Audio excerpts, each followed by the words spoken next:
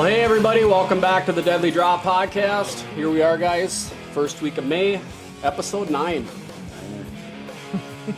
Walking, talking. Mm-hmm. Those cordless. So you guys will notice today we have a guest, Mr. Andy Frank with Bear Obsession Outfitters. Hello, hello. We're going to dive into some bear talk here after a while. Get caught up here on the weekend, I suppose. Any turkey? I was out 2 mornings, and really all I got to say about that. There was no gobbles, no birds, no... Not that eventful, huh? I played around with those new broadheads a little bit, got them tuned up. Yep. That was fun, but... The other than Beast. that, yep, the Beast broadhead. Wasn't too bad to get them dialed? No, barely had to move my sight. More or less just an up and down adjustment. Oh. So it was Left and right was pretty left good, and huh? right. I bumped it just a touch, but it was... I suppose the extra drag, they kind of are hitting a little low and you had to bump it Yep, up. yep, but it comes with its own arrow. Yep. You familiar with it? Yeah. Yeah, it's pretty neat setup, I think. But- Yeah, I mean, the fact that it comes as a kit. Right. And, you know, you're not trying to figure out, okay, now I got to have a longer arrow. How stiff of a spine do I got to go to keep that tune and everything? Yep. Exactly. I thought that was kind of cool that Yep. they just made a whole kit It's for it. all there. Just like I said, a few minor adjustments on the sight, and I was drilling. So No 20 ta- yards no- probably tops still. I No mean, tail whipping or corkscrewing or anything like that. None. Cool. Nice. So pretty cool. Heck yeah. Yeah. Other than that, that's about all I got done. A little housework, but patching some What? more holes. I was gonna say, didn't you put out that water hole out back too over the weekend? Or I guess that was during the week, but yeah. Oh, it was during the week? Yep. But yeah, I Last got the week. water hole put in and got some vine scrapes put up. Mm-hmm. A little bit of that too, so And you already got deer in the water. yep. Yep.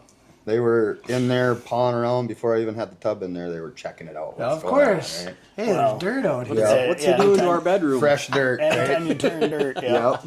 It's better than dough And and it's Rutler. a secluded area, so it's not like it's, you know, they're running through that area anyway. It's just going to be a water spot for them Yep. where they're already moving. So They'll appreciate it with the heat we got coming in. yeah. And the problem is I'm just going to have to fill it more. Yeah. But Yeah, I don't whatever. know. It's frickin' 80-some degrees in the beginning of May. Yeah. This is odd. Yeah, it feels like the middle of July. I think we were already This is short dry. on moisture for. We didn't get as much rain as we usually get in April. I know we that. didn't get much snow either, so it's going to be could Hot be and tough. dry. Could be real tough to do anything with food plots if you don't got water. Yeah. If you ain't got a way to water stuff, it's Sure am Gonna be glad I brutal. just planted 100 trees. right in time. As you say that. Yeah, I'll be digging out my water tank and going around to them, I suppose. Yeah. At least for the first couple Get a weeks. bigger trailer and 2 tanks, and it might help. Well, just less trips back and forth. And, Well, I got that 250 Yeah. bulk tank that I just put on my big trailer and hauled around Sure. with the tractor. So, That's about all you can do. yeah. Just Yeah, stop by each one, and Or drive that Give it a pipe all shot. back. Get that sand plate. Sand on. plate. I do wanna eventually want to pound a sand point in back there, but I don't know. you got to get power to it. Well, I just thought about when I Just a did want to generator. water, just bring the Jenny with, and Oh, there you go. Sure. you know, run an extension cord from the generator so it's not getting soaked, and let it run for 6-8 hours or however long. But then you got noise back there and exhaust It's from no it. different and, than a it's- irrigation system running when nobody's back there. I mean, it's spraying and moving and Right. Yeah, if they can't make that association with you and the noise, right. you know, they get used to it pretty quick. Yeah. Yeah. How about you, fella? Any birds? No, not for a while. It's been pretty quiet, and this weekend I didn't even hunt at all because I was over in North Dakota. So I was thinking we were gonna go check out some land, but the women had other plans, so that didn't quite happen the way we thought it was gonna. So you know how that It's goes. funny how they do that. I got no comment. I told you. I'm not. Yeah. I'm not getting into this one. You're on your own. Lips are tight over there. But no, yeah. Hopefully this week. You know, there's a lot of stuff going on now too. Now that everything's kind of kicking off and greening up, so I'd like to get out there a little bit more though when I gotta get some time and go chase them before the season ends, because before you know it, it'll be here. So Yeah, you got a lot of ground to break here too for Yep. some kill plots and Yep. some other things you're yep, we've been planning on talking doing. about So. that too. So picking up some glide and whatnot, and getting stuff set up, and Soil samples, everything. yep, and then that cultipacker too that possibly be looking at on that Friday That's too. that's this going to be Friday. awesome. This Friday we're going down to Elk Mound to pick up that plot packer from Monster Bucks and talk with Scott, and that's going to be a huge addition for all of us, Yeah, utilize that. especially for what you're doing for a spray and not actually breaking the ground. That's what I'm going to be doing too on 2 of my new plots that I've never done anything with. No- So that'll no-till. be Kill it and broadcast it Yep. and pack it. yeah. It should go good, I would think. I'm so. still on the fence of if I want to till just where I'm going to put that screen in, if I want to till that just to fluff it up. But then I got bringing back more weeds, and it's Yeah. just like, Right. usually if you do it, you kind of want to wait a week or two and let it green up again and then kill it. But I don't know. With how dry and hot everything is too, it's like, do you do it right away or do you wait? I guess it'd be nice to have the soil ready, so if you do see rain coming, you can Get out throw there. it down and Yep. get it in on there. But Get the pack in. there ain't no rain in sight for a while. On the 2-week forecast. I know it's guessing game past 3 I was gonna days. say, I did hear something where there was a chance this Friday, whether that's true Yeah. or not. I don't know, but yeah, I kind of seen the same thing you saw. There was really nothing in sight, so pretty dry. Isn't that crazy? I mean, I remember years where we were out on fishing opener and all of our Cold. ice shit Cold and freezing. raining. Like Snowing. flurries blowing around. Oh, yeah. It's just nuts. And now this year it's 85 already. Yep. It's like, I don't know what's going on, but I don't like it. Global warming. Yeah, right there you go. Gotta contribute to that. Cow farts. Trump. Damn him. No, yeah, I mean, Andy, you capitalized early this year on a bird. Yeah, I've had a really good year. Opening morning, I sat for about 2 hours, had birds hammering on the roost like crazy. I only saw one bird, but ended up being a super cool color phase that kind of shook me up a little bit, and I sent the first arrow a bit outside, but calmed myself down, and luckily with good decoys, you can fool them to stick around a little bit and Yeah, that was get awesome a how he. follow-up. It was almost like he thought that arrow was maybe the decoy Yeah. did something to him or something. Because watching your video, it was like, man, that is just insane that he came back to that decoy like that.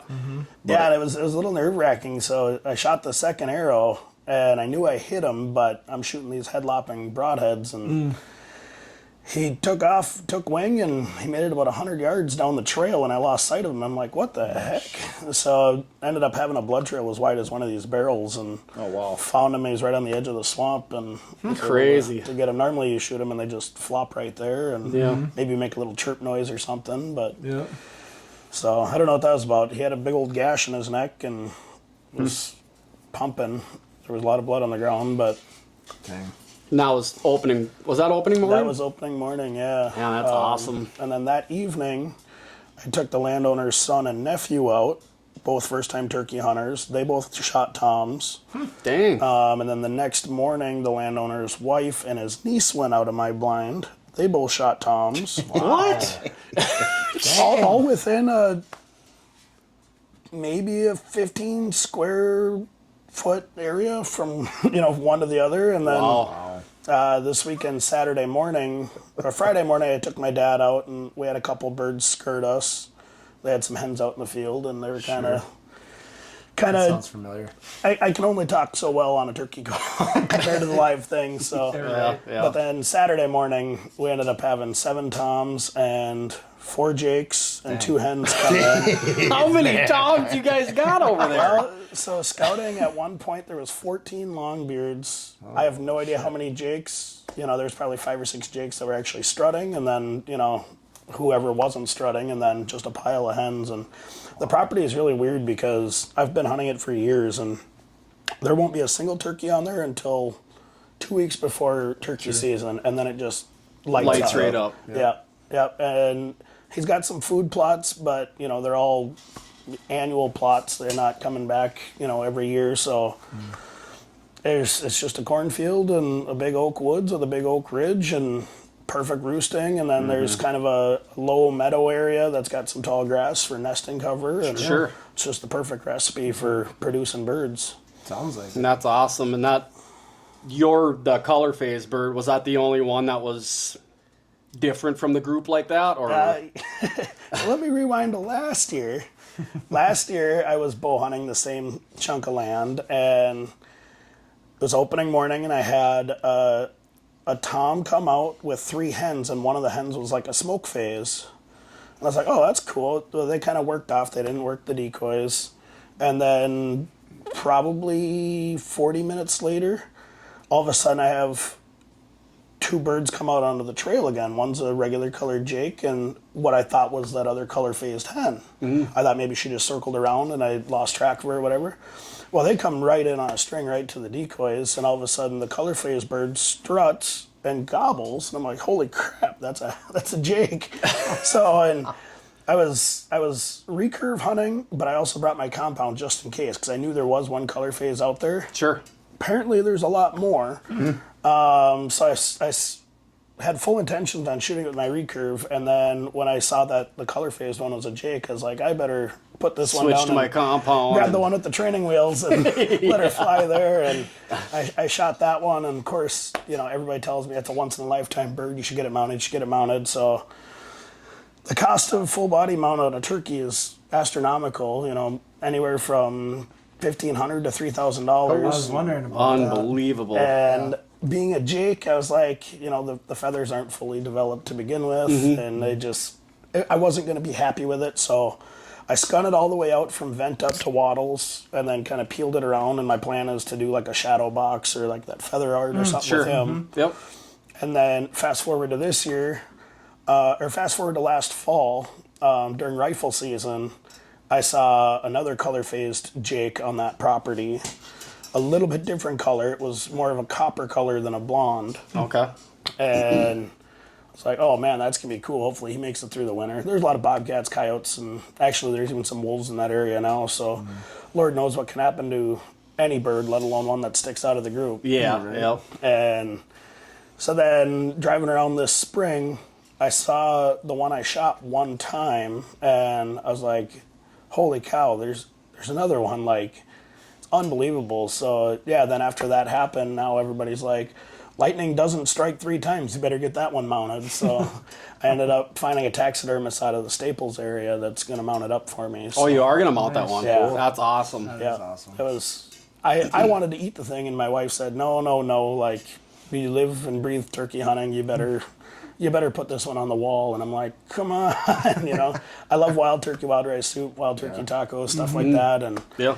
so luckily, the 2 of the kids that I took out hunting, their parents weren't super sold on wild turkey meat, so I still got some wild turkey meat. But There you go. Cool. and then what else did I do this spring turkey hunting? Oh, my local sportsman's club does a youth mentored turkey hunt that's sponsored by the NWTF. And I sit on the board for that sportsman's club, so I was asked if I could kind of head that effort this year. So we ended up taking 6 kids out hunting, ages 10 to 17, and kind of never turkey hunted before. Okay. So it was kind of a slower year for them. We ended up with 1 bird between the 6 kids on that day.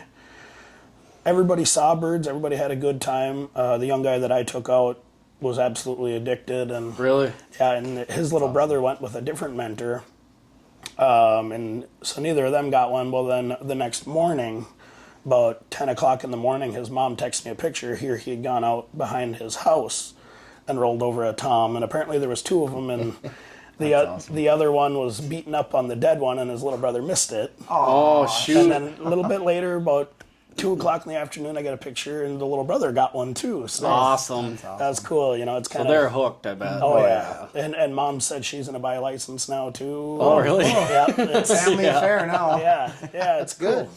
Yeah, it's awesome, man. It's, we kind of all I had hunted them with shotgun quite a few years back. And then I kind of fell out of it. And always just kind of was busy with other stuff in the springtime. But then the three of us just kind of got back into it here a couple years ago. And yeah, it's when they're fired up and when they're actually, workable birds and stuff, it's awesome. It's fun. The poor man's sure. elk hunt is what I like to call it. yeah. No, that's cool too that you got to, get the youth involved and get some of them kids out there to try it experience it for their first time.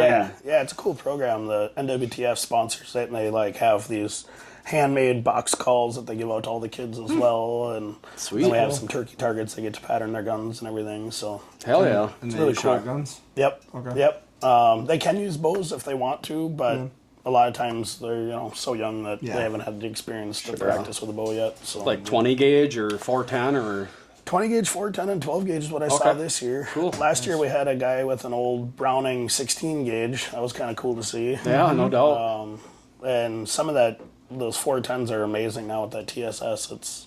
It's crazy how many guys are shifting gears over to I 410 might. hunting them. Might. It's like it's almost like the next wave or like trendy like cool thing to kind of Novelty get under thing, their yeah. belt or whatever. I wanted to bring my nephew and I don't know, it kind of sounded like Jimmy wanted to wait and I don't know. and bring him. Obviously, he wants to, I think, bring him out to the family farm and Sure. stuff like that. But I still got my dad's break barrel single shot 410, and I was like, that'd be perfect for Joey to kill his first bird with, But I don't know, they were gonna wait, I think, till next year to get him out. So It'll happen. yeah, and they usually got a lot of birds on that farm too. So hopefully it happens for him. I know Jimmy hasn't really done much either. I don't think. No. Well, he picked up that new bow for him. Did he get a bow? He went and got Garrett's old bow. Oh, did he? Yep. Okay, cool. So it'll Getting get back him into a it. little more involved, I think. So that's good for him. Yeah. So that was cool to see in here. But Yeah, it's been some years since he's pulled the old Yeah. stick and string back, so yeah, well, his old one is pretty old. Not that there's anything wrong with it. It's Right. just Yep. Yep. little newer technology is always a little nicer when it comes to that, I guess. But I've been seeing that with Archery League. A lot of the older guys that are getting back into archery and they can't pull 60, 70 pounds back anymore, but they're still producing the same energy, same speeds with a 40-pound bow as Right. they were, in Yep. the 90s. Years ago, So, Yeah. Yep. For sure. Yeah, we were kind of talking about that with Gordy and your old man, you know, with just how far things have came,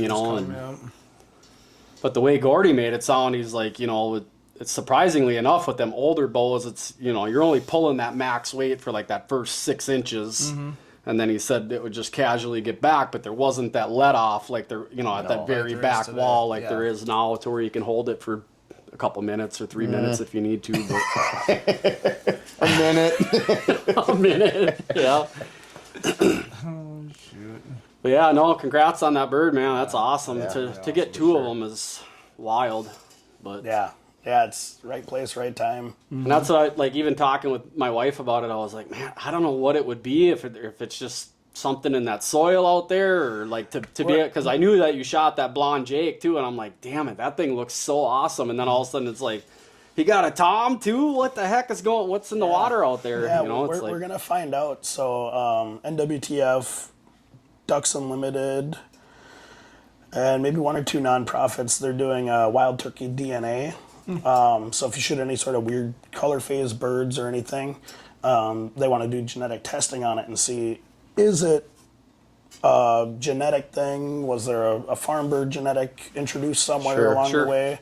Was it something in the water, minerals in the soil, whatever. Yeah. So when I dropped it off at the taxidermist, he got a kick out of it, but I had asked him, I said, so I got one request that you probably never heard. I said, I need the tongue out of the bird when it thaws out.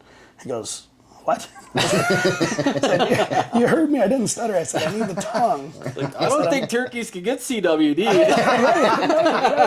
Right. And he's like, what do you need it for? And I told him, I want to send it in for genetic testing. And so I got a kit mailed to me from some professor in Texas that sent me a kit with a little alcohol vial and latex gloves and everything else to send that in. So Drop it in. And I don't know how Something long neat it'll to take see me with to that. get that results Yeah, back. that'd be But cool to see. Yeah. Yeah, I didn't even know they had such a program.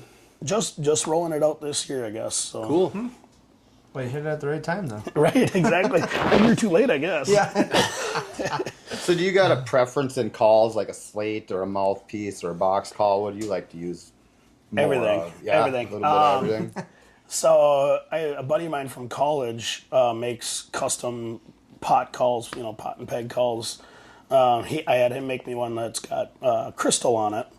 And then I had him actually take a picture of my dad's first turkey and me and my dad and had him put it underneath. So Oh, that's cool. Very cool. that's my long range call. It's super loud. It's kind of hard to control the volume. It's a barker, and if I'm hunting windy conditions or midday where I'm trying to reach out to get somebody's attention, then I do that. But most of the time, if I'm sweet talking them, it's all diaphragm calls, Yeah, mouth sure. calls. Okay. And gotten pretty good at that. When I was in college, we did some calling competitions, and I was able to kind of pick the brains of a lot better callers than me and figure out, so I'm not choking on it or something like a dog toy when I start going on it. That's so. how I can't run a diaphragm to save my a little freaking bit, life. but not good. Yeah, it's taken a lot of time. I've irritated a lot of people. Finally, I got to the point where I just leave it in my truck and I practice to and from work, and I've gotten pretty good at it now. Yeah. So Cool. Nice. Cool. How about decoys? You got a preference in decoys that you've had better luck with than not? So I run Avian X, and I kind of let the birds tell me what they want. I'll drop my daughter off in the morning and I'll drive around for an hour, kind of early morning, and check out what birds are doing in the fields and everything. And most of the time I'll run a Jake and a laydown hen, and then maybe a feeder hen or a breeder hen kind of off to the sides. I watched a YouTube video and a guy he called it the death triangle, where you have two hens off to the sides and then you have a Jake with a laydown hen kind of in front of you. And that's produced all of the birds that we've shot this year. I do think from a bow hunting perspective that having a good realistic decoy can definitely save your butt.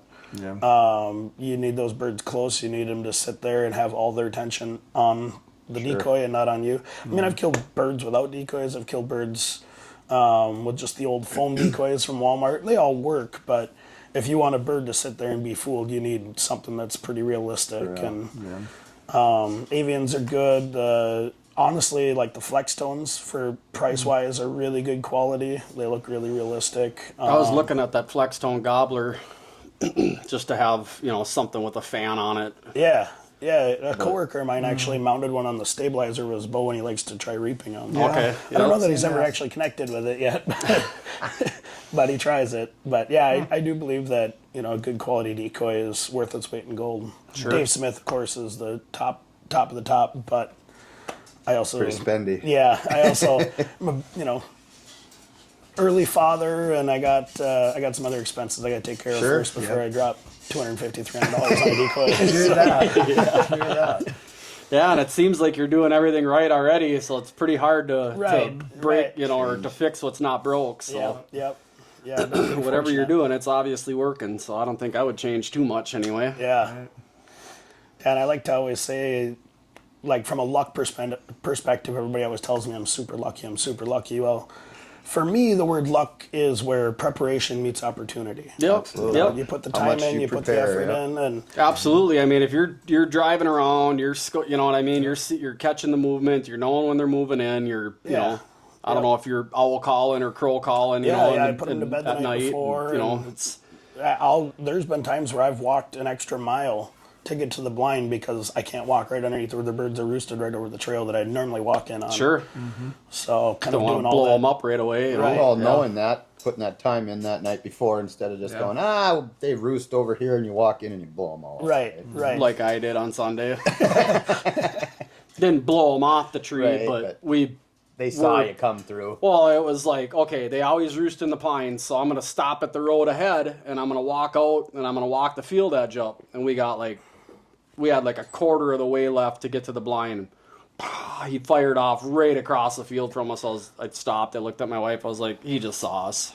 I was like, let's just keep going and keep moving, maybe, you know, because it's like 4:45 in the morning and the horizon's already lighting up, and you know, it was a crystal clear, high pressure bluebird day like today was, and it's just like, man, you got to be out here like 3 in the morning to catch pitch black, you know. It got light early this weekend too. Yeah. I noticed that. And so we just kept moving really, really slow and tried to be as quiet as we could, thinking, you know, maybe it's probably 150 yards across that field, so, you know, maybe he'll mistake us as a couple deer. It's about an hour before he's probably going to pitch down anyway, and he pitched down before shooting light and worked his way to the north, and he sat there just hammering and hammering and hammering, and he wouldn't come and do anything. So then he found a couple hens and disappeared. Yeah.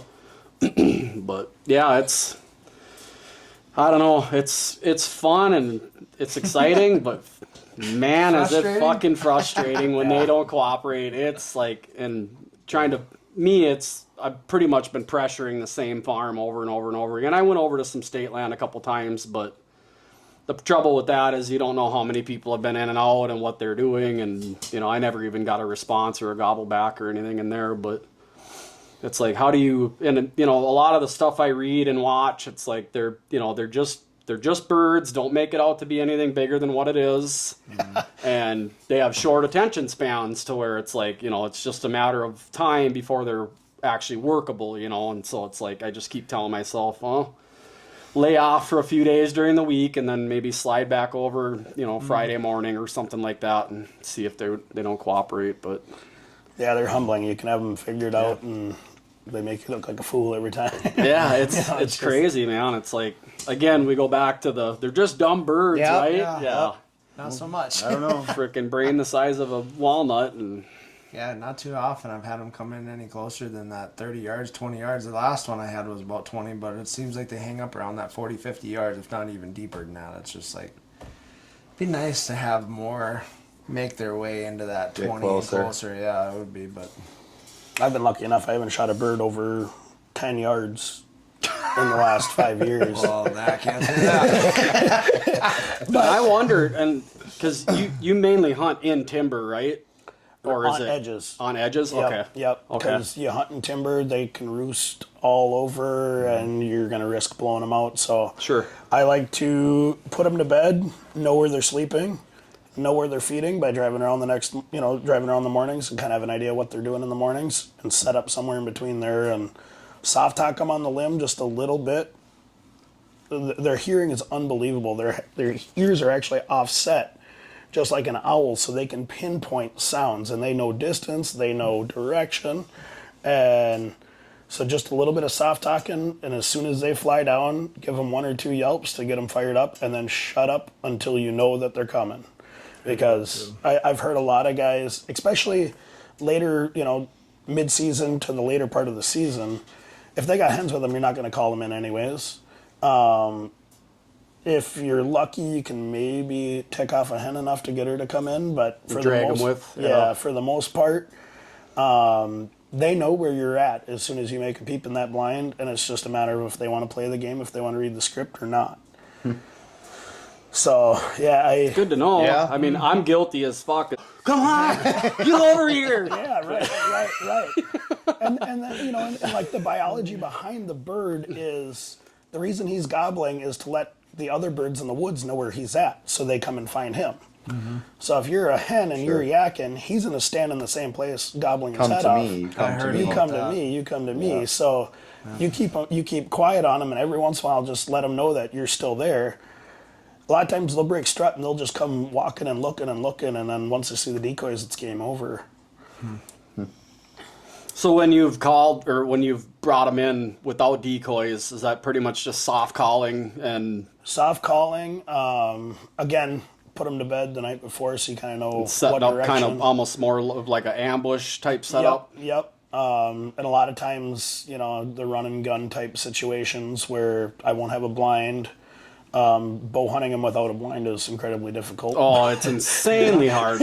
But I have been fortunate enough to connect on a couple that way, and you know, I'll make a little makeshift ground blind out of some sticks and twigs just to hide me or whatever. But that when I'm running and gunning in the without decoys or without a blind setup. A lot of times I'll be big woods, big timber. Sure. And once I get them to respond twice and I know that they have a line of direction coming my way, I'll just stay quiet for 20 minutes, a half hour, and keep them looking and keep them moving. Because as soon as they have you pinpointed again, they're going to stop, they're going to hang up, and they're going to start hammering.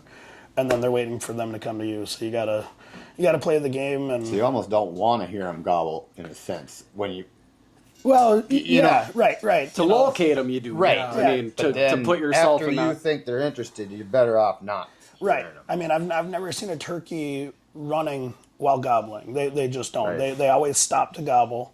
And when they're stopping, that's time that they're not coming into you. So once you have a feeling that bird knows where you're at, keep quiet on the calls, and every once in a while hit them with a locator call, a crow call, or maybe give them some yelps or some cuts just to get a shock gobble, try to get some response so that kind of, yep, he's still coming, or maybe he found some hens halfway to you and turned around. But I've had that happen a lot of times too, where I thought I could even see him in the field working his way, and out of nowhere, halfway, whether he's 100 yards, 150 yards away, halfway between, a hen will just dynamite out, get in between, she'll cut a few times, and he'll pair up with her, and they'll go and do their thing. And it's just like, you C blocking. He was coming to my foam, damn it. But yeah, I don't know. Hopefully this weekend here, after laying off them for a week, will be a little better situation, but we'll see. And I've noticed as the season gets later, when you have more leaf cover and everything, your calls don't reach out as far to them, but they also can't see as well in the woods, so you can get away with a little bit more. Yeah. So, yeah, I've had some really good hunts, like the last week of May, and they come in and I don't see them until they're at 15 yards. And I'm like, I can hear them spit and I can feel the drum in my chest. Yeah. That's like, oh my God, that thing is right there. Where is he? All of a sudden you'll just catch that little glimpse of white or the fan, and then, it's like, okay, now I know where he's at. That's cool. Maybe. Yeah. We'll see. And picking up on some other stuff that I was reading and watching too.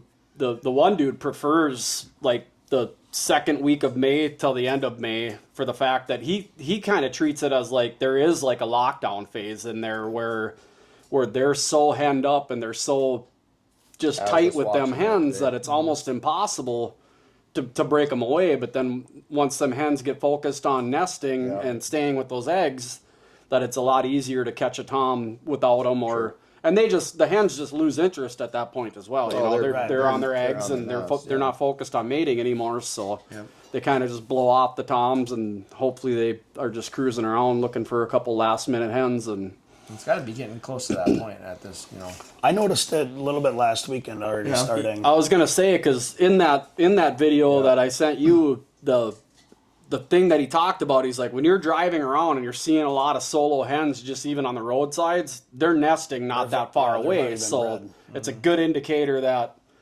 they're not grouped up anymore. They're not with toms or jakes anymore. They're by themselves. They want to either have their eggs or they want to tend to their eggs, and it's probably time to start getting on them. So, and a lot of the driving that we had been talking about doing, that's what we've been seeing the last few days, is just onesie, twosie hens, crossing the road or out in the field by herself. And they should be out looking for a new lover. So, Well, that's just it. I've had really good hunts when you got the dominant bird on a property has got 3-4 hens on lockdown and he's not leaving them. If you start, if you got the population of birds, if you start throwing a gobble every once in a while in your calling sequence and you got a jake decoy out, all those subdominant birds that can't get with the hens because the dominant toms got them locked up, they're going to come looking, and they're going to come looking mad, and they're going to want to fight. And that's what we saw Saturday morning. Okay. We had 3 dominant birds, 4 subdominant birds with 2 hens out in the field. We had 4 jakes off to the side that were just adolescents, just gobbling heads off at everything and not really having a care in the world on what was going on. And then I had 2 2-year-old birds that hit the field edge. They stood there for a while looking at that big group, and they're like, yeah, we know we're not getting with those ladies. That guy's going to whoop us. So Then I started yelping at them, and they turned and looked at me, and they came in on a string, puffed up. Their faces went from like blue to red. The one was all red, one was all white, and they come in 3/4 strut, just running. They're like feathers that looked like Dolly Parton running on a beach or something. Like they just coming in on a string, and Yeah, they look like linebackers when they're. Their shoulder pads. Yeah. it's like, Dad, you gotta shoot. You gotta shoot. This thing's coming. You gotta shoot. And So with that cadence, then when you're seeing that, do you throw in like some Jake yelps or something too? Jake yelps are. I've gotten actually pretty good at gobbling with a mouth call. Oh, really? So I'll put it outside of my top teeth on the front, and then I'll have the reeds on my bottom lip, and I'll just hold it like that, and I'll go tuk, tuk, tuk, tuk, tuk, tuk. And it's enough to get their attention and make it Really? work. I'm not going to say it sounds like a gobble, but Something. But even like a Jake gobble, you know Right. how sometimes they're kind of like hoarse or shorter or raspier. Yep. You know, they might pick it up as that too. So Do they got an actual call out there that imitates a gobble or no? yeah. So they make like the shocker, those Okay. tubes. Yeah, No, I've Yeah. never seen them, I guess. Yeah, yeah. my old man's got one. Like if you ever seen a feeder call for duck hunting, it's a tube and it's got a little cup on it, and you just shake it like this, and it works. It gets their attention, and like if you can get that response of, well, we know we're not going to get with the hens, but there's a Jake over there with 3 hens. Let's go whoop up on him and take his ladies. And so I have seen that where they're henned up, and you got one boss Tom, and you'll never get him. You know, that's why he's in the position he is with all the ladies. But if he's got younger brothers on the same property that are still looking, a He's lot of not times you sharing can- the action Yeah, a with. lot of times you can fool them ones. Right? Yeah, it's again you go back to this tiny little brain that they have, but why they're doing what they're doing, when they're doing it, how they're doing it. I mean, it's all thought out of some sort. You know, it's all in their DNA or their biology and. And I overanalyze everything. I'm a biologist by trade. I'm a biologist. I'm always thinking outside the box, trying to like pretend I'm the bird or pretend I'm the fish or pretend I'm the deer to like figure out like, if I was that animal, what would I be doing and why would I be doing it? And, I try different things. I've failed a lot more than I've succeeded, but Learned a lot from it. yeah, you persevere long enough, sooner or later you kind of get it dialed in and figured out. And everything, everybody does things differently and everything works for people differently. Sure. A lot of trial and error, but you learn a lot. Yep. Learn more from the Yeah. unsuccessful Yeah, than the exactly. successful. Exactly. You do. Yep. Yeah, it's whether you take something or not and use it. Yep. That's a whole nother animal that, most of the best things, and you hear that from tons of successful people, whether it be in business or anything like that. It's like they take all those painful mistakes and they learn from it and they polish it and they throw it at, the wall a little bit differently. And they don't look at it as failure. They look at it as attempt 1 or attempt 2 or Yep. attempt 3, Yep. And they just keep trying it. I'm on the third one so far this year. Yeah, and then now we're getting into all these other projects, and it's just like now you're playing that battle of, can I even go out and try and get after them, or should I be out doing this in the morning? It's like Well, yeah, I wanted to get firewood cut, right? Well, now it's 90 degrees Right, outside. right. 90 degrees in May. Yeah. And the crappies are staging up and ready to start biting. That was the other thing yesterday. Like we're out in the yard messing around. I mean, just dead calm, nice. I'm looking over at the Thanks, lake, class. going, man, I bet you the crappies are just about ready to start smashing. And it's like Has there been anybody on that road crossing down there on the bridge yet? Normally people are I stacked up haven't there all seen, the but I time. haven't been through that way I was gonna for say, I a did couple see weeks one now. parked over there. He was just kind of sitting there, kind of looking around and stuff like that, but he wasn't fishing. So. Sure. Yep. But yeah, it's like all these things are happening at the same time, and it's like, but obviously, I mean, I guess for me, the main prize is to make sure all the whitetail stuff is kind of where it needs to be before I can do any of the other stuff. So Right. it's Yeah, it's always a toss-up. It's what do you focus on first? It's dad duties first, husband duties second. Yep. And then, try and fit passions in the other afterwards. stuff Yeah. or prioritize the other stuff when you can. And Right. yeah. How about are you working on whitetail projects or anything or? Yeah, I frost seeded some plots, earlier this year. They're coming up phenomenal. I'm actually glad that we haven't been getting the rain because the clover that was there, and I had some winter rye and winter wheat kind of in there as well as a nurse crop. It's coming in so thick. It's unreal. Awesome. And then I'm going to do something a little bit different. I have some fallow land that I'm going to turn over. I sprayed it with some gly. I'm going to burn it off. And I'm gonna try something different. I'm gonna keep turning it over until July. Turn it over once a week and just keep bringing all that weed seed up. It's in a low spot, so I'm not super worried about soil moisture. I got the Little Elk River flows through my property, so Okay. not super worried about moisture. I just want to kill all the weed seeds. We have a lot of noxious weeds over there. And every time I see a green plant, I'm gonna just kill it. And then, sooner or later, plant it when conditions are right. And Sure. I did a soil test, and luckily I'm at a 7.0 pH. Oh, dang. And Without doing anything to it. without doing anything to it. Holy I got smokes. super fortunate. Yeah. Say. So That's awesome, Dirt. I'll see what happens. I'm going to do another soil test right before I plant to see with, the grass See if you and lost fats and any everything. pH. That or just added, maybe screwed something up with the ash from burning everything off. So I'm going to send the fire through it after I get it sprayed and killed.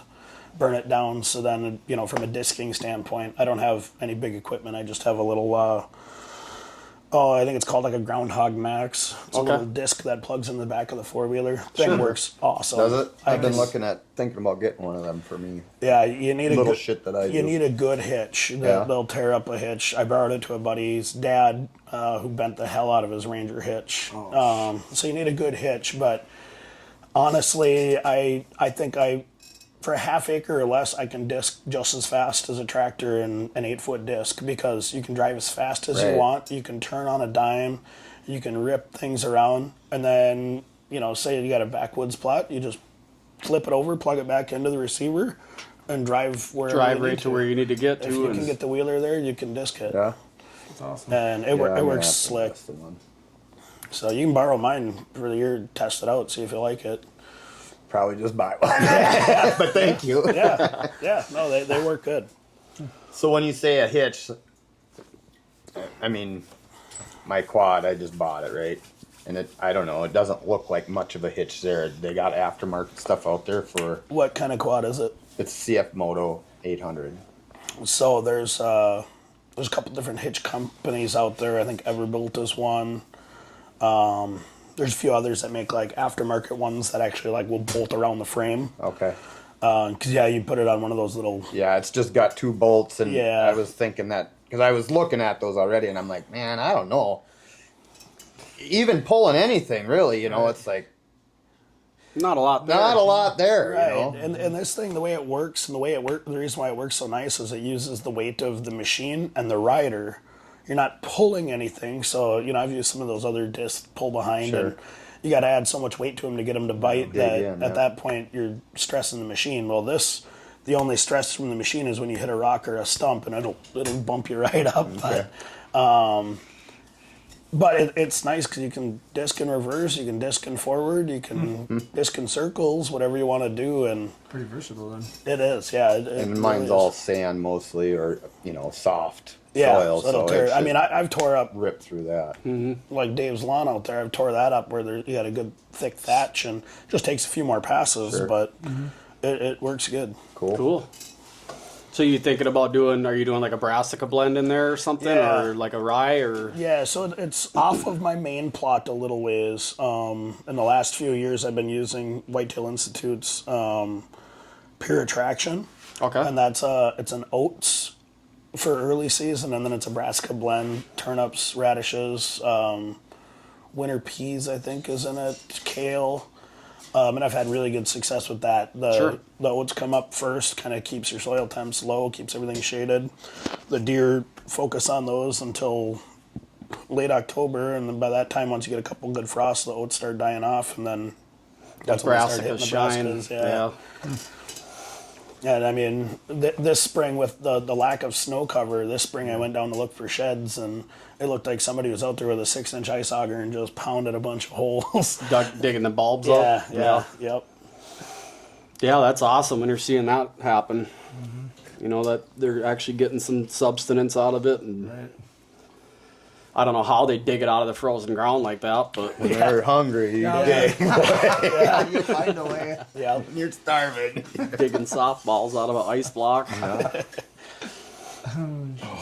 But yeah, let's shift over into because the three of us, you haven't bear hunted. You haven't bear hunted either, right? Just out bait, yeah. Yeah, Never I hunted. haven't either, and so I'm kind of curious on like the whole end, you know, the bear end of things, you know, in a perspective of it. But the only thing up until you brought those snack sticks today, I had tried bear meat a couple times, and you know, I just didn't really care for the taste, and I kind of, I guess, gave it a bad rap right away. And I'm not one that I do like killing shit with my bow, but I don't if I'm not going to eat it type. Right, So right. I'm it's the same like way, yep. I've always just like, well, you know, I'll just leave it alone. I got enough shit that I'm chasing anyway. But I'm kind of, the older I get, the more intrigued I get about, you know, I mean, we're in a pretty good black bear state to where you can have some opportunities there. Yeah, So we usually get 1 or 2 through my area or my woods every year, but mostly in the spring, and then they disappear. And if you're seeing them, there's a lot more that you're not seeing. Probably. That's the thing with bears. You know, once you put a bait out and get some cameras,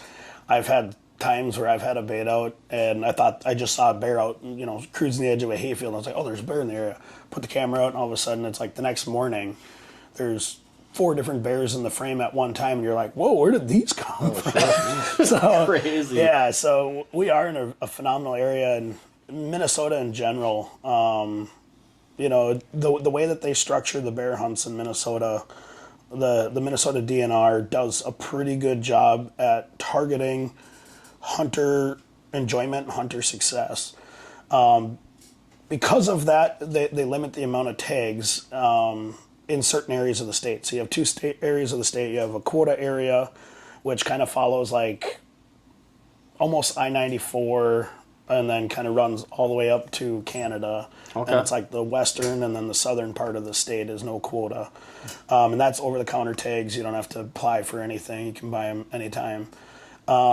The reason why they do that is it's quote-unquote outside of like the normal bear area. So a lot of those bears that are being targeted are like nuisance bears getting into people's barns, getting into people's garbage cans and stuff Sure. like that. So Get a tag and get rid of them. Right. So the zone that I live in just this year got changed to no quota. The last few years has been kind of a novelty. It was a break off of zone 45, which is one of the biggest zones in the state. But the southern half of that zone, they were killing more bears on nuisance permits every year than they were actual bear, you know, drawn tags.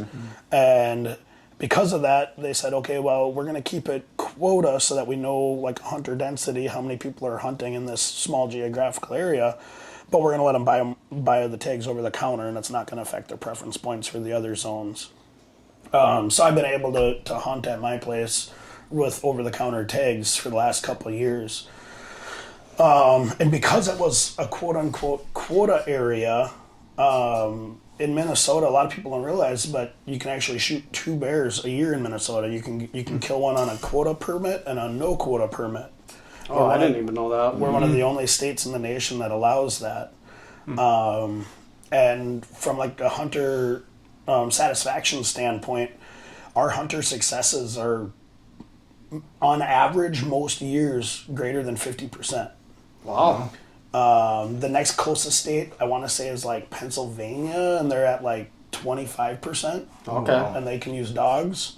And then Wisconsin and Michigan are kind of right neck and neck, the next, 3 and 4. And because of the limited licenses and the more bare areas of the state, the northern central area, northeastern, you're not getting as much pressure. So, and a lot of it's public land, so bear baiting is a lot of work, and to carry a lot of bait in Yeah. deep into the Chippewa National Forest, Superior National Forest, nobody wants to do that. So everybody's hunting 200 yards off the road. Right. And when you start, giving out too many licenses, well, now you're getting bears bumping baits from this guy's bait when he's not there to this bait when that guy's Figured not 'em there. out, right? Yeah. And it's a game. It really is. A black bear's nose is 7 times stronger than a bloodhound's nose. It's unreal what they can smell. And we always joke when people show up to bear camp and they have, their scent lock suit or their scent blocker, stuff like that, they're spraying down. It It's doesn't like, even matter, huh? those bears know you're there well before you even having a clue that they're there. I mean, that's That's what I was going to ask you about was, how are you getting around that, their sense of smell? It's You don't because get it's- around it. You can't. because it almost has to, in a sense, my brain goes to, it almost sculpts you to be a phenomenal whitetail hunter at that point. I mean, if you Right, could yeah. figure out a black bear and you're consistently killing bear to get around, you know what I mean? And I know it's a different style and different technique of going about it, but to get past that nose or to do whatever you're doing to have success consistently on a black bear, you would think Right. should add to or help your whitetail hunting. Yeah, it's a little bit different because, like when you're trying to fool a black bear's nose, you're not trying to fool it by him not knowing you're there. You're trying to fool him into saying, gosh, them donuts smell a hell of a lot better than that guy up in the stand does. I'm going to go and eat, Right. And it kind of depends where you're at in the state. When we guide down in central Minnesota, those bears are a lot more used to humans. And they're a lot more used to getting shot in the hind end with shotguns when they're in somebody's bird feeder or in their Sure. garbage can. So they associate the smell of humans with fear, and they won't come in. Stay pretty shy. Yeah, yep. And you can fool them a little bit, but it's a lot tougher down here. Whereas up north, those bears don't really see anybody. They don't have the natural foods. Central Minnesota, we got the corn, the crops, as well as we got a lot more acorns and oak trees, stuff like that, berries. Where up north, a lot of times it's just blueberries and hazelnuts and people's garbage or Right. fish guts from a campsite or Dump something. spot or whatever. Yeah. So we're a lot more proficient up there just because you're not competing against natural foods and you're dealing with, for one, more bears, and then for two, less human shy bears. A little less pressured. Yeah, they'll come in. They still know you're there, but they haven't had a reason to fear that Sure. smell yet. So yeah, it's a little bit different than whitetail hunting because you're trying to overpower their sense of smell and use their hunger to get to them. Whereas whitetails will just blow out of there and Yeah. wait till 3 o'clock in the morning to come back. So Yeah. yeah, it's fun. And as an outfitter, I get to live and around these things. We start baiting the second week of August and go through. Typically, we're baiting until like mid-September. The season's open till October, but a lot of times either we're done or we're done with clients at that point, or we're out of bait. Last year was unbelievable. With the drought we had here, there was no natural food, no berries or nothing. So them poor the things bait. were just Mashing starving bait. up there. Yeah, we had one site. We call it the zoo. We had 3 55-gallon barrels, and we'd fill it up like once a week, and they were gone within 3-4 days. We had 11 bears in one frame at like 2 o'clock in the afternoon. And Just crushing it. yeah, unbelievable. So it all depends, because then you have another bait that's 3-4 miles away. We try to keep them at least 2 miles away from each other, just so that you're not getting bears bouncing from bait to bait, because that can be really frustrating when you got a nice white blaze on a chest and it's coming in religiously, and you put a hunter there, and all of a sudden you get a picture of it 2 miles down the road on your next bait when nobody's sitting there. You're like, "Gah, they figured it Yeah. out." Yeah. But yeah, they're fun. And when it comes to like the eating them standpoint, the whole trichinosis thing is real, right? Nobody's gonna deny that you can Right. get pretty messed up getting that stuff. But doing your due diligence, educating yourself on trichinosis and like cooking certain things. That's the reason why we have to cook pork to 165 degrees. It's the same reason.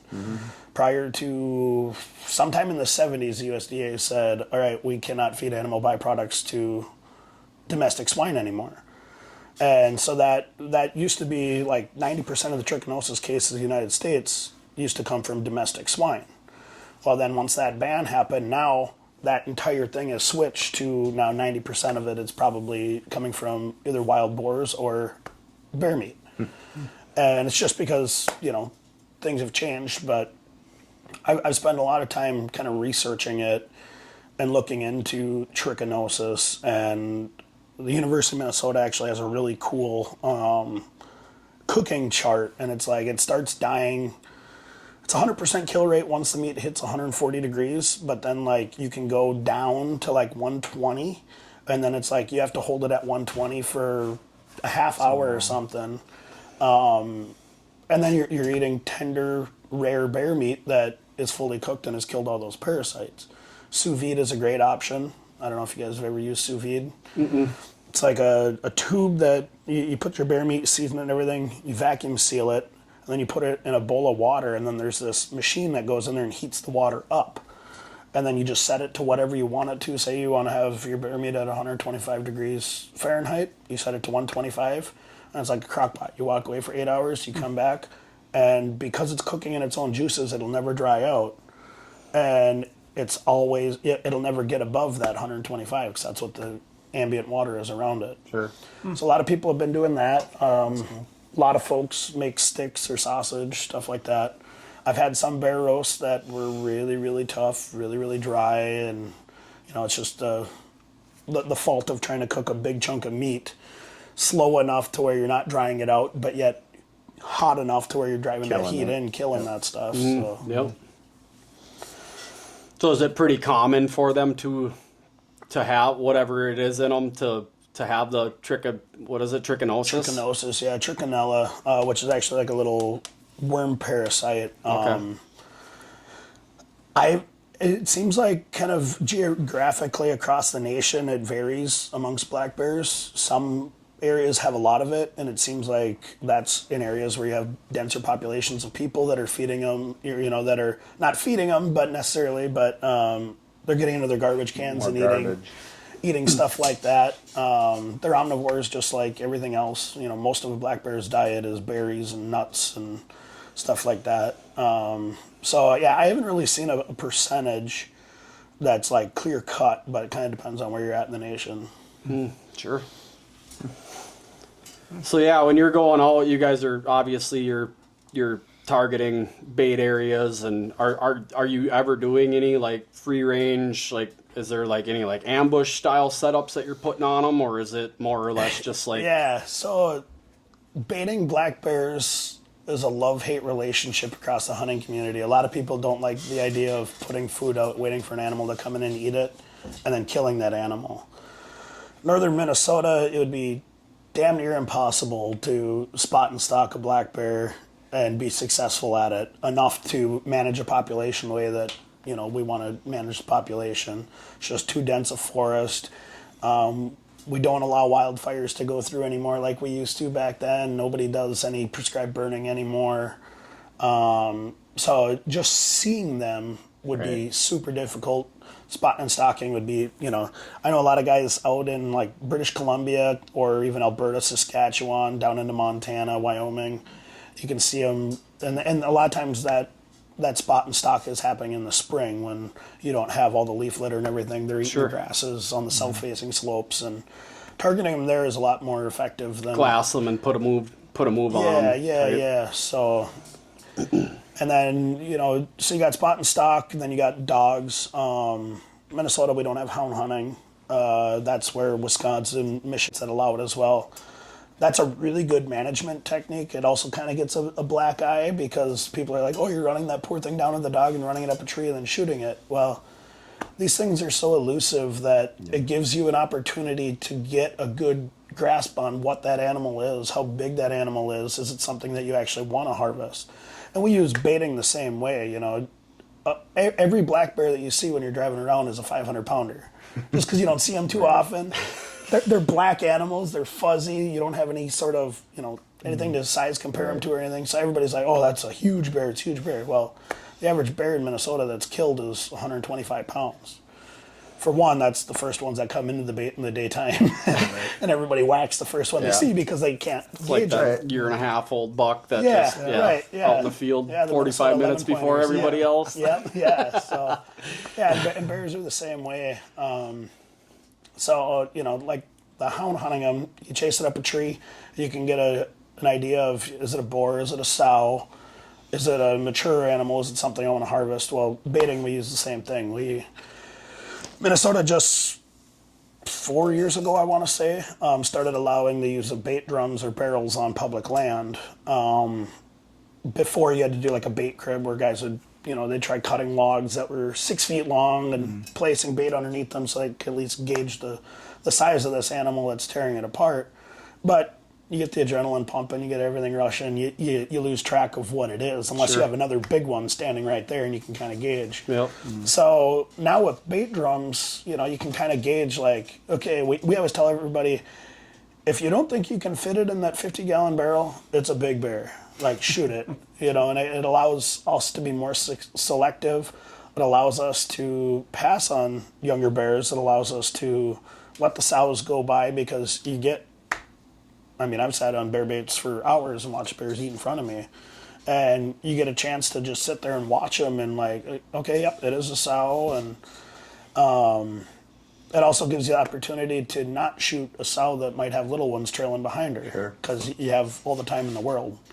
So it is a really good management technique. And without baiting bears, a lot of the bears in Minnesota would starve to death. There's so much food every fall put out in bait stations that, bears are eating anywhere between 20 to 30,000 calories a day. I was gonna say that, and it's always seems to be really fattening stuff that they're taking in and getting ready to hibernate on. Everybody does things a little bit different. A lot of guys use a lot of like licorices and candies. A lot of guys will use pastries or molasses, stuff like that. We found kind of, the fly fisher in me says match the hatch. We're putting out trail mix with cashews and peanuts and thankfully we are, because as much work as bear baiting is, I'd be skinny if I did all that work without taking in a handful of my bait bucket, snatching a little bit of trail mix Snacking all day too, right? So yeah, it's good, and we rarely have bears that'll hit a bait and not come back because they have a stomach ache from eating all that sugar, all those pastries, stuff like that. Now breads are really good. You start getting into like donuts and stuff like that, you're just asking for bees, and it's not fun throwing a bucket full of trail mix into a barrel and having a face full of bees come out of it because everything else that's sweet in there. So and everything's trying to bulk up at that time. Yeah, so bees, bear, everything's wolves, mine. Kicking through it. Yeah, winter's coming. You would not believe what a wolf eats. When it comes to like wolves, we have them come into bear baits and they're eating nuts, they're eating licorice. We see everything. Yeah. It all, huh? Yeah. So it's not only the bears that are benefiting from baiting, but it's the pine marten, it's the fishers, it's the coons, it's the wolves, it's everything else. Crazy. Birds, ravens. Yeah, we're all kind of picking on it now. Yep. Have you been pretty successful with bear hunting? Yeah. Early on when we got our outfitter license, around home was really, really good, but then kind of everybody caught wind of it and figured out that, holy crap, this is a lot of fun. So the success has kind of been mixed year on year, and a lot of it has to do with the natural foods. If we get a strong wind end of August and it knocks all the acorns down early, then the baits go dead for 2-3 weeks at a time. Acorns are gone. Yeah, 2-3 weeks There's at a gold time. all over the place. And but up north, I want to say we've had a 100% opportunity rate, since we started. Now we've had some guys pass bears that they've shot a few bears in life. They were looking for a big one or something with a cool color patch or something like that. So we've had some guys miss some. We've had some guys wound some. We've had some guys just pass on them and just sit and watch, waiting for a big one. But I would say everybody up north has had at least an opportunity to harvest one. So. How many clients do you usually get on an average year, roughly? So we try to reserve it. We don't do a whole lot of advertising. We try to reserve it for like our returning customers. And we're really focused on quality, not quantity. Sure. I know there's a few outfitters that they take Anybody and everybody. 50, 60 people out a year. Well, for one, we can't afford that because just the cost of bait. Sure. I would say on average it's about $2,000 per hunter for the amount of bait, because we can have up to like 3 bait stations per licensed hunter. So it's a lot of money to run those baits. Absolutely, yeah. So yeah, we try to average. I would say I think the most we ever had in a year was 7 Okay. Average, I would say, is that 3-ish area. Oh, right on. A couple years ago, we only had 1. We're kind of scaling back because we were doing some moves and whatnot. So All residents or do you have non-residents? We've had them come from Wisconsin, Illinois, Iowa, Texas, North Dakota, Ohio, maybe. Jeez, kind of all over the place. Yeah. Then. That's cool though. Yeah. Yeah, because a lot of like the Minnesota guys, a lot of the residents are willing to do it themselves, and Yeah. they're not looking for it. And we enjoy it as so much that we charge a lot less than most other guys do, just for the simple fact that we want quality, and we also are like, we just find it fun. We really do. It's a lot of fun. It's playing that game of like trying to figure out what bear is going to be at what bait at what time. Which hunter do we put there? You know, sometimes it's drawing straws in camp, sometimes it's rolling dice, whatever, and make a game out of it. But so far we've had, I would say almost everybody has at least inquired about coming back. So Cool. apparently we're doing something right. Yeah, for sure. We had a couple guys from Wisconsin that I think they've hunted with us twice already, and they should draw for up north this year. And they're both been blowing up my phone. They're excited to get up there and Chomping at the get on bit. some bears. Yeah. Are you seeing mainly firearm or is it some archery in there as well? I or? would say 50-50, if not 60-40 archery. Oh, really? Yeah. Cool. And we had one guy from Iowa, super cool guy. He's old dyed-in-the-wool type guy. He shot one with a recurve. Oh, dang. And that was pretty exciting. And we kind of lit a fire with him because after he hunted with us, then all of a sudden he started buying bear tags for Ontario and Manitoba, and I think he got one in Saskatchewan or Alberta as well. So Conquering the world with them. yeah. No, yeah. that's awesome. We've had a couple crossbows come through, but not many. I would say maybe 1 or maybe 2. It's not too many of them. Yeah. What do you think about, like, I got 80 acres. Yep. And I get bear once in a while. If I were to bait, how is that going to affect my deer on that property? Is it going to affect them? Is it going to push them out of there a little bit? Good question. So we get that question all the time. Where we guide in central Minnesota, we don't step foot on public land. There's already enough pressure there. We've lived in that area long enough to, you'll hear some farmer complaining about the bears getting in his cornfield and just destroying it. Well, then he'll be complaining to the bartender. The bartender will be like, hey, I know some guys that are bear guides, did you let them out there? So we've been lucky enough to get on nothing but private land. And we have some landowners that say, I want you out of there by archery opener, September 15th or whatever's closest. So we get 2 weeks. Well, most bears in Minnesota are harvested in the first 3 days of the season. Okay. For one, it's expensive with baiting. It's a lot of time commitment baiting. And then people, like I said, just can't gauge these things, and they're willing to shoot the first one that comes in because it's a bear. Right. So, does it affect deer? It depends. If you're an early season bow hunter and you're looking to put a couple does in the freezer, looking for a velvet buck, yeah, it could definitely. Sure. 4-wheeler going in, and we try to bait at noon. So is it 2 more o'clock. of the just going in and out baiting, or So the is bears that pressure? being in there? You I don't think it's the more bears of the- bother them. The bears are already there. Sure. They're already living there, and the So it's deer are just fine more with activity, it. probably. It's Humans going in and out. Human of that. presence. yeah. Yeah. So yeah, it could definitely affect it. But I mean, I have a bear bait, like I said, 300 yards from my bedroom wall, and it's 75 yards off of my food plot, and I don't see any change in deer movement early season. Okay. Now, I'm not going through the food plot to get to the bear bait, so it's kind of, playing that game of how are you going to access the bait without blowing out your bedding cover for your deer. So, does it affect it? Sure. The first 2 weeks of bow season might be a little bit affected, but most people are done and have already harvested their bear by then. Okay. So, It's one thing I've always thought, like, why I haven't tried it, because most of the time they're gone by end of spring or whatever. They Yeah. don't seem to hang there in the fall, but so I can tell you what, don't start doing it on a year that you might have a 5.5-year-old on your property. yeah. I'm not. if you got any Let's mature change it bucks- up now. if you got any mature bucks, don't do that. No. No, for sure not. But it was just something I always thought of, Yeah, we get the question a lot. How would it mess things up, right? Yeah. Wasn't it? But Yeah, a lot of times those bears are living in amongst those deer, so the bear presence isn't. It's that extra activity of driving in and out. And yep. a lot of folks that work full-time jobs can only bait after work. Well, now you're driving into your woods at 5 o'clock, 6 o'clock at night or whatever. Worst time Starting to The come worst out. time, Yeah. right? So luckily for me, the last few years since COVID, I've been able to work from home that time of year when I'm not out doing field work. So on my lunch break, most of my baits are within a 15-minute drive of my house. Then I can just buzz out of my lunch break and top off baits. Sure. And then when we're dropping hunters off, we keep a mental note of like, this bait's been getting baited at 2 o'clock in the afternoon, this bait's been baited at noon, this bait's been baited at 4:30 because it's the furthest one, and people got to work.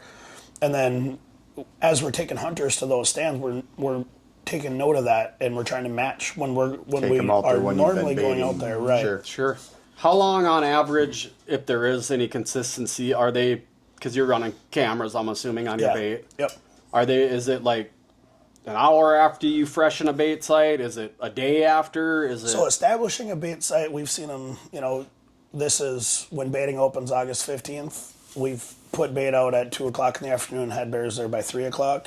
Wow. And there hasn't been bait there for over a year. So those noses find it fast. Yeah. But a lot of those are already established bait stations. If I leave my camera there, I'm having bears check in. As soon as they come out of the den, they might stop by once or twice every month, just checking in because they remember. And, we use enough fryer grease to soak down the vegetation and the trees and everything. So they're smelling that a little bit, and they just check in and, See what's going on. all of a sudden, holy crap, the buffet is open. Let's get over here, guys. Jeez, when are these guys gonna? I'm hungry. I've been sleeping all winter. When are these guys gonna top this thing off for me? So, and then once you freshen it, and the jury's out there, a lot of the old folks, a lot of the old timers always say, once you get bears on a bait, quit baiting it because you want that competition, and then that'll draw them out earlier. Well, we haven't seen that. We see if you quit baiting, they just go find some other food. They just leave. So you just keep pouring the bait to them, and we're running anywhere from 16 to 30 bait stations a year. So, and we have cameras on all of them, and with the new cameras, we're able to tell like, yep, we baited this day, and normally it's like a 3-4 day rotation, but if we have 4 bears sit at that barrel all night long, we might throw one of the other baits that hasn't had a bear there in 2-3 days, push that the next day and get back and top that one off just so it doesn't go empty. Because if it goes empty, they're going to go find somebody Once else's they show food. up and there's nothing there, they might not come back for a long time. Yep, especially the mature boars. Yeah. The little ones, they kind of have a little bit smaller home range. They're a little bit more skittish, so they might come back. But those big boars, they'll just roam, and Find sooner the or next later they'll pile. find another one. Yep. Crazy. Any close encounters, like as far as any aggressive sows or anything? Yeah. Yeah. So, not me personally. Every bear that I've showed, every station that I've showed up to, now with cell cameras, as we pull up to a bait station, if we have a picture that dings our phone and we see there's a bear there, we'll just drive to the next one and get it later. We're not trying to run bears off. Prior to cell cams, it was like, yeah, that barrel's tipped over, you're pumped because you got a hit. And as you're walking up, all of a sudden you see 2 black ears pop up from the other side of the barrel, and they look at you, and you don't know who's more shocked, you or them, but typically they just bolt out of there. But we did have, actually, my buddy Grant, the one that has the business, he had a situation a few years ago. It was up north at his cabin, and we had put a bait on the end of this like old logging road that's all grown over. Nobody in the world knew where he was except me. And I'm glad I did, because I was doing field work up by Virginia, which is about an hour and a half away from the cabin. And I get a call from a very shaken voice stating, "You need to get somebody in here and get me out of here. I got something going on." Well, here he had 2 sows with cubs coming into the bait, and the sows were fighting over the bait, trying to feed their little ones. And one set of cubs went up one tree, one set of cubs went up the other tree, and he was in the middle. And he said they rolled around for about 10 minutes. There was fur flying. There was an ear that was half tore off. They were snarling, beating the hell out of each other. And sooner or later, the one that lost, her cubs went down the tree and got out of there, and they all three left. So it's like, that was close.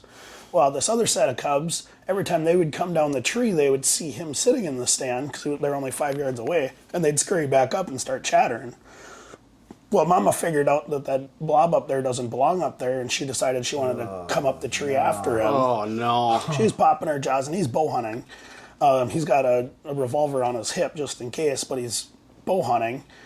And she comes up the tree, and she's snapping and hitting the stand, and she reached up and tore his brand new Kuiu pants, and Oh, man. got to the point where he's jumping around on the stand so much he knocked his bow out of the stand. Oh, shit. Fell 15 feet onto rocks. Luckily, he didn't break anything. It knocked his sight off a little bit, but didn't break anything. And so he's calling me, and I can hear the sow at the base of the tree just huffing to beat hell, trying to get him. And he's like, "You gotta And you're get me over out an of here." hour away, right? Yeah. And I'm working with 5 interns. So, and it's 7 o'clock at night. It's like nothing I can do. So I got on the phone, and the cabin is owned by his dad and a few of his dad's cousins. So I called his one dad's cousin, and he called one of the locals that was maybe familiar with that area a little bit. And it was the next private land from where we were. And he was familiar with the road, so he was able to drive the 4-wheeler in there and drive the sow off, and eventually the cubs went down and left, and he got on the back of the wheeler and got out of there. So then the next night... I don't know, I think that revolver would have been marking, man. Right, well, so I forgot to say, he did end up firing 2 shots, not at the bear, but Sure. at the To rock scare it? around it, just to scare it, because we have a lot of respect for the animals. Right, we you don't don't, want to but- kill the mama with But babies. yeah. I'm missing pant legs. her versus me, right? Right. So then the next night he chose to sit there again because we had a really cool color phase bear that kept coming in there. And The balls on this he's guy. like, oh yeah, yeah. I mean, he must tuck him in his cowboy boots. Like it's serious.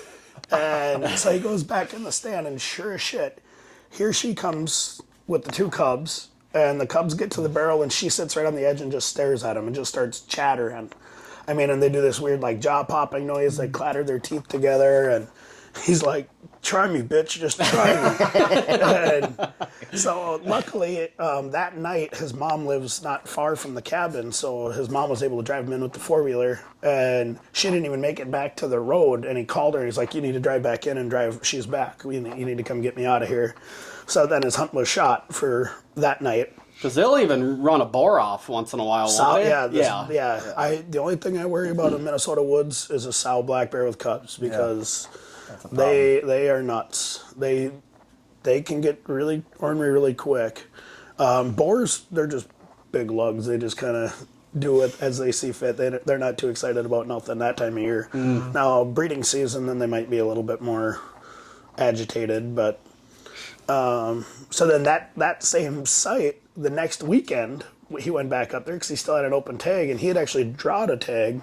So, that's a 5-year tag to draw. And he's like, I can't let this thing go to waste, and I want that color bear. So he went back to that stand, and he had his bow with, he had his revolver with, and then he also took my slug gun. Just in case she came back out. Well, she never ended up coming back out, but he ended up having another nice black one come in with a big V on its chest, and he was able to knock that one down with the slug gun. It was the first time ever shooting a bear with the slug gun, and worked out pretty awesome for him. Quite the story, for sure. Yeah, Yeah, no doubt. It kind of killed him because he's a bow hunter at heart, so it was just kind of one of those deals. He's like, I hated doing it, but it's a lot of back and forth, 4-hour drive from his house, so Yeah, run on back a, and five, forth, on a 5-year draw, it's Yeah. like, yeah. let's just get it done with. I've had my opportunity with the bow, and let's just get it done with and move on to the next thing. Cool. Crazy.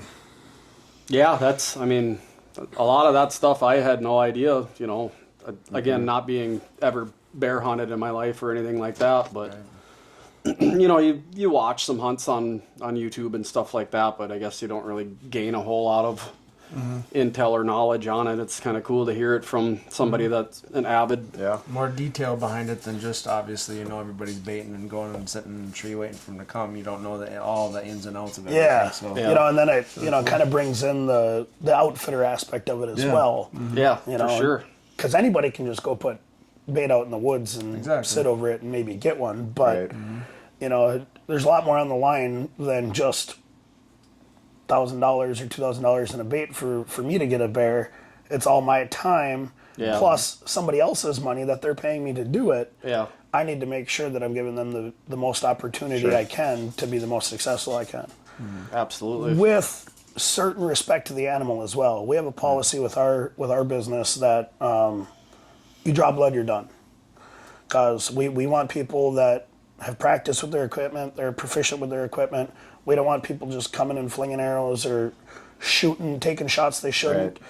We're going to give every effort we can to recover that animal, but if there's blood on the ground, your hunt is complete at that point, whether we find the animal or not. And most people, I don't think we've ever had anybody that wasn't okay with that.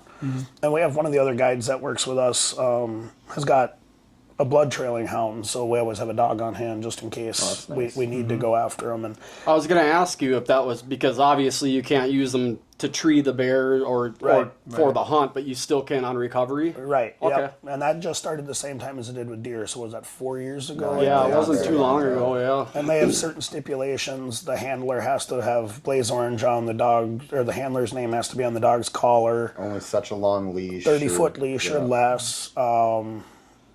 And yeah, I mean it's a great tool, but without certain regulations, you could easily see it get kind of Go sideways and Yeah, end people- up treeing a bear and Right. well, hey, we're here and yeah. Is it the bear I shot or isn't it? I don't know. Well, we better shoot it and look for a hole, and all of a sudden it's like now you're killing 2 bears and you only need to kill 1. Or Yep. so you got to have those regs in there to kind of protect the resource too, because that's why we're all here. If we didn't have bears, I wouldn't have a job in the fall. Right. If if anybody could shoot a deer out of the window of a pickup, we wouldn't have the deer numbers we are either. For so. sure. Yeah. So I know you obviously you kind of keep the circle small on it or whatever, but if someone were interested or whatever, how would they find you or get a hold of you on? So our Facebook page actually got taken down due to graphic content and I don't remember something else. They So we're- TikToked you. Yeah, pretty much. Yep. So we're working on a new Facebook page. Other than that, I can just leave my contact information in the comments or whatever. Sure. Like I said, we try not to open it up too much because I don't want to turn people away. And so it's More kind or of, less just really serious, bucket lister type, especially for like a non-resident, Yeah. for somebody that would want to come and enjoy a. and especially up there, it's a 5-year draw, and the draw results don't come out until second week in July a lot of times. So You got to be serious about it and be yeah, ready. Yeah. right? And so we'll have guys that'll call us and say, "Hey, I got 4 points I should draw this year," and we'll say, "Okay, well, we'll get you on the books," but we don't know for certain how many people are taken out until that draw happens. Sure. And then after that draw, there's also the surplus license aspect of it. And that's another good thing that I think Minnesota DNR does is you have a lot of these animal welfare groups that they'll have their members go and apply for these tags and everything just to take tags out of your guys' pockets or Yep. my pocket as Yep. well. Well, so the way that the draw happens is if you draw a tag, you have, I want to say it's 14 days to purchase that license. If you don't purchase that license, it goes back into a general fund that's first come, first serve, and they go on sale at noon, and they all sell out by 12:02. Wow. And Guy, I'm sure they're just waiting. yeah, right. And so it's awesome because it gives people an opportunity that, like for me, for instance, the last time I drew a tag was 2022, but I was able to get a surplus tag last year and hunt, and I was able to get one. Whereas otherwise, I would have had to wait till at least 2026, maybe 2027, and point creep's happening. As it is everywhere else in the world, it's happening here as well. So that what was 4 years might be a 5-year draw or 6-year draw by the next time I get around to it. So it still gives the serious folks an opportunity to get a license. That's But- cool that they brought that rule in like that. Yeah. That, you know, that these activist groups or whatever can't just scoop them up and burn them. Right. You know, if they're not actually purchasing a license, then it goes back to. It makes the planning nightmare for us though, because Oh, I bet it does. a lot yeah. of times You got to wait till they're all. it's August. everything's It's done. August 1st. Well, baiting starts August 15th, and with our outfitter license, we can only put a certain amount of bait per licensed hunter that we have signed up, and that we have to have deposits for. Well, if a guy draws a license August 1st and he spends 3-4 days trying to find an outfitter, and finally reaches out to us, well, now we're behind the game on. We've already bought our bait for the year, and it's like, okay, now we got to buy more bait. We got to buy more barrels, and so we always try to keep it kind of small and see where the chips fall, and then. You know, there's a couple pages on Facebook, Minnesota Bear Hunting, Bear Hunters of America, I think is another one. And you always see that first week in August, you always see outfitters saying, hey, we have room. If you guys are looking for a hunt, you know, give us a try type situation. Well, we've never had to do that, luckily, because we've had enough good luck with drawing and then getting surplus tags. But if you don't know, you know, you don't want to all of a sudden say, yep, we'll take you, we'll put you on the books, and now you have 15 hunters and only 16 baits in an area. Now you're kind of hosed. So Sure. kind of makes it a logistical nightmare, but it's a good thing because, I mean, otherwise they would fall way below their management goals. You know, every year there's, I really should have done my research and looked on the website, but I want to say like there was over 1,000 surplus tags last year. Wow. There was 45 just in zone 25 alone. And if those tags were to have been bought or awarded to the person that applied for them with no intent to hunt, that's 45 less bears that has the opportunity to be harvested. Sure. Makes managing a predator population a hard thing to do. Yeah. Crazy. There's a lot that goes into it. Yeah. There really is. Well, cool. Might have to try it over at the farmers there. Yeah. Randy's over there. I know they've had some big bears over there, a big swamp by it. I don't know. Yeah. But yeah, I'll have to pick your brain some more later, maybe, or something. And Yeah. When it comes to bait locations, there's a whole might have to, because that's a no science behind quota it. zone too. Is it? Yeah. Perfect. Yep. So maybe all three of us can get out there and take turns. Yeah. Right. You know, Right. because the no quota zone, it's Over the counter. yeah. It's $45 tag Yep. for residents over the counter. And you get from September 1 to, I think it's October 15th is I the think end of the something season. like that. Yeah. So typically we're done. I don't know that we've ever had a client past the end of September. Because at that point, now we're starting to lose some properties or guys are, I don't want you Deer bumping hunting, deer getting out ready there." for deer out, that yeah. or whatever. Right on. Awesome. Well, we definitely appreciate you coming out. Yeah, It's that I know was a it's a good long, a bit of a hike for you, and Yeah. definitely Yeah, it's kind appreciate of fun. it. I Yeah, it was haven't cool. been out this way since last spring when I was crappie fishing just down the road. So Where at? right there.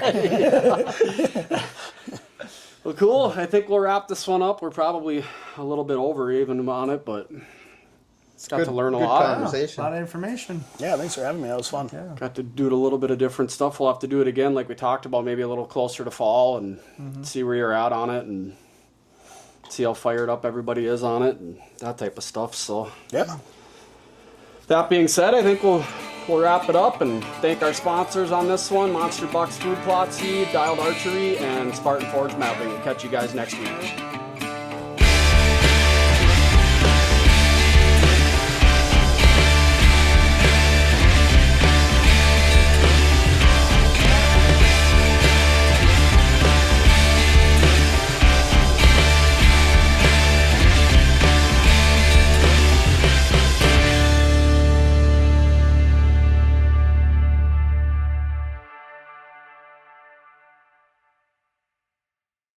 I'm over here just sweating my fucking everything. I started I'm this, like- I was like, I can't. 'Cause I'm gonna be Yeah, tied to my I'm hands. just wet under my arms from sitting there with my arms crossed.